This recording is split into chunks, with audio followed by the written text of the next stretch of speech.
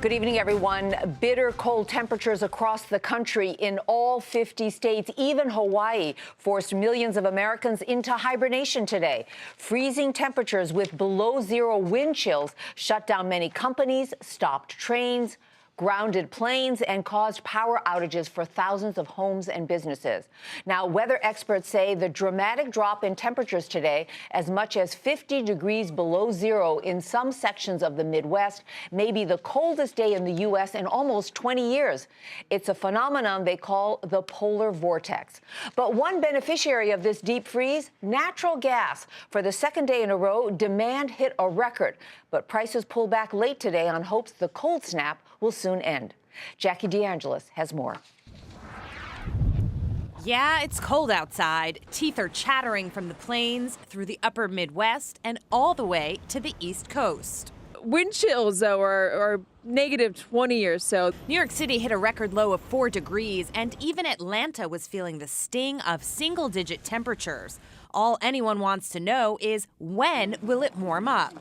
The question on everybody's mind is this just a very limited event? To cope with the falling temperatures, most of us are turning up the heat and wondering what the next fuel bill might look like. I am worried about this weather having an impact on my heating bills because it is cranked up all the way. I have an absolute concern about the weather having an impact on my heating bills. It's already high because I have, young children who don't know the difference between heat and cost. It'll make heating more expensive and the cost of fuel more expensive because of usage. Fuel costs have run up since the beginning of November. Natural gas, which heats most U.S. homes, is up more than 20%.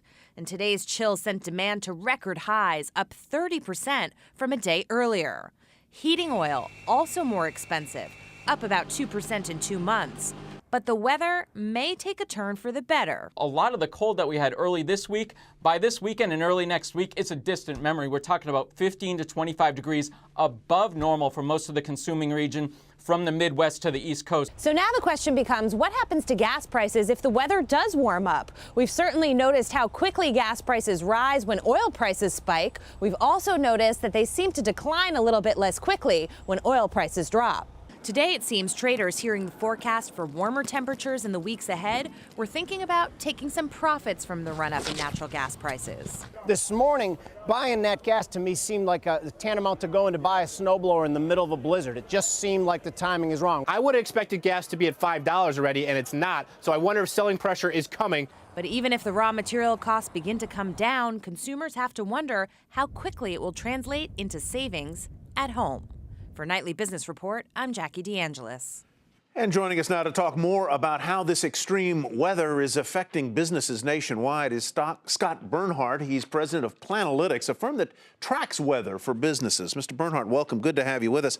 Do you have any estimates about the overall economic impact, plus or minus, of this weather we've been having? And how does it, as a weather incident, compare with others of recent memory, whether it's a hurricane or a superstorm or a tornado?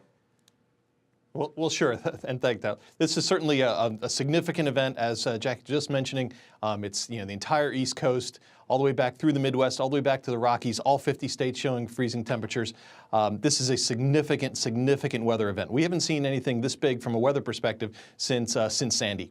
So, I mean, it is that big. It's not quite that big, but it's certainly it's a significant event affecting, conservative estimates are 150 million people. And to follow up on what Tyler was asking you, do you have a number to put on the cost, the economic impact of this, and how much longer do you think this cold snap is going to last? Well, that's two sides to that. Yes, I mean certainly the estimates are at $5 billion and rising. This event is not over yet. We're still calculating the numbers. We're still right into it. If you walk outside right now in New York City, you'll be reminded it's still cold out there. So this event is still happening, still going on. Estimates are passing $5 billion. There's essentially what happens is it's a slowdown. Things stop moving. Airlines stop being able to operate efficiently. Schools are closed in Chicago. People that can be left home are staying home.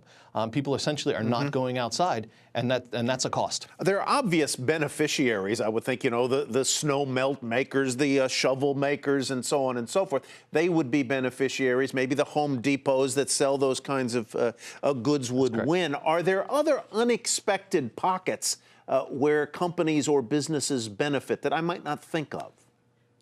Well, certainly, and then again, usually when I mention them, I'm like, oh yeah, of course. But things like convenience stores are always good. You know, people want, if they have to go out, they want to go out as quickly and as conveniently as possible. Restaurants that deliver, anything that online shopping goes way up. People essentially cocoon. You know, they do their best not to go outside, but they still want to be entertained. They'll do video on demand, online shopping, things of that are all get a significant spike when people cocoon, when they stay indoors, right? Stay warm in that stay out of the cold. You know, most people can deal with this kind of a situation. They know it's, a few days and then it's going to go back. But in terms of looking at this in the bigger picture, it's been 20 years since there's been an event like this in terms of cold weather. We go through this, is that pretty much it? Or, could this kind of cold weather keep coming back? Is this a change in weather patterns? No, not really. I mean, depending on your question, certainly winter isn't over yet. There's still plenty of weather out there still to be had. It's beginning of January. There's still plenty of opportunity for this. That said, this is a significant cold. Unlike anything, as you said, in 20 years. This is very unlikely to repeat, but that's not to say we're not going to see some significant weather before spring. Very comes. quickly, birdseed sales rise? That's correct. People are trying to do their best to help Mother Nature out a little bit, and that's some of the storm prep. They run to the grocery store, but they buy the birdseed. All right, Scott Bernhardt, president of Planalytics. Thanks very much for being with us tonight.